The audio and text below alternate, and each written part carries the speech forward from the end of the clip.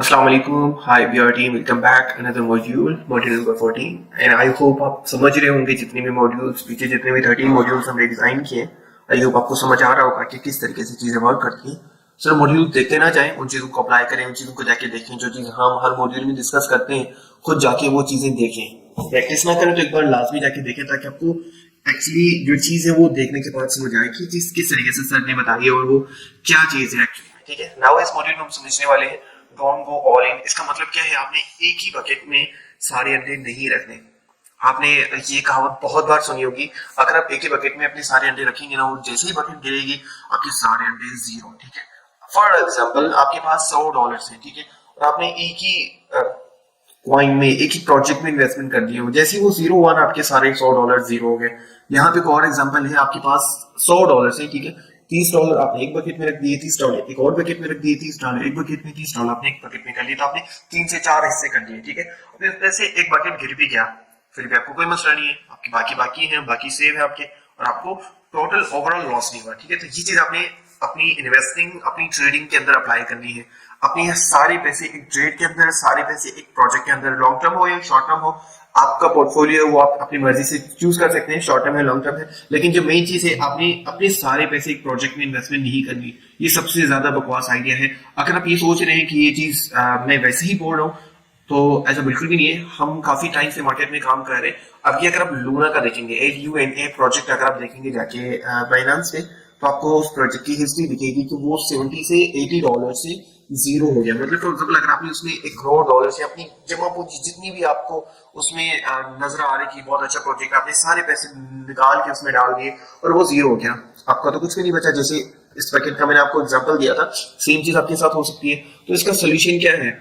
आपने एक प्रोजेक्ट में इन्वेस्टमेंट करनी नहीं है, बेशक बिटकॉइन क्यों ना हो, आपने सिर्फ बिटकॉइन में इन्वेस्टमेंट करनी है। अगर आप क्रिप्टो मार्केट के अंदर है तो आपको डिफरेंट प्रोजेक्ट्स के अंदर इन्वेस्टमेंट करनी है। ठीक है, ट्रेडिंग करनी है। अगर आप फ्यूचर ट्रेड भी कर रहे हैं ना, डे ट्रेड कर रहे हैं, आप स्कैल्पिंग कर रहे हैं, तब भी आपको सारे पैसे ट्रेड के अंदर लगाने ही नहीं है। क्योंकि जब हम कोई भी प्रेडिक्शन देते हैं, फॉर एग्जांपल अगर हम सिग्नल देते हैं, प्रेडिक्शन देते हैं कि बिटकॉइन अभी ऊपर जाने वाला है, आपको लॉन्ग करना है 18,000 से 19,000 पे आपकी पोजीशन क्लोज हो जानी चाहिए। ठीक है, तो आपके पास $100 पड़े, हम 100 के $100 लगा देंगे, ऐसा बिल्कुल भी नहीं है। क्योंकि हमारी प्रेडिक्शन जब भी हम देते हैं या कोई भी आप प्रेडिक्ट करते हैं, कोई भी अपनी एनालिसिस करते हैं, जो स्ट्रेटेजी आप यूज करने वाले हैं उसके 90% चांस है, मैक्सिमम जो भी स्ट्रेटेजी हो, जो भी इंडिकेटर हो, जो भी फॉर्मूला आप यूज करते हैं, उसके मैक्सिमम 90% चांसेस हो सकते हैं कि वो ऊपर जाएगा। 10% चांसेस फिर भी है कि वो आपके खिलाफ जा सकते हैं, मार्केट रिवर्स चल सकते हैं, आपके खिलाफ जा सकते हैं।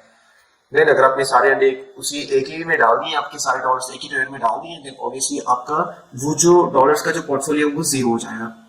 तो आपने ऐसा बिल्कुल भी नहीं करना। बेशक आप ट्रेडिंग करें, इन्वेस्टिंग करें, लॉन्ग टर्म करें, शॉर्ट टर्म करें, आपने एक प्रोजेक्ट के अंदर सारी इन्वेस्टमेंट नहीं करनी। जब तक आप इससे ज्यादा इंपॉर्टेंट चीज है, ट्रेडिंग से भी ज्यादा इंपॉर्टेंट है इन्वेस्टिंग के अंदर। जब आप लॉन्ग टर्म इन्वेस्टमेंट करते हैं और उसमें आप सारे पैसे एक ही प्रोजेक्ट में डाल देते हैं, ऐसा क्यों करते हैं लोग, ये भी मैं आपको बता देता हूँ।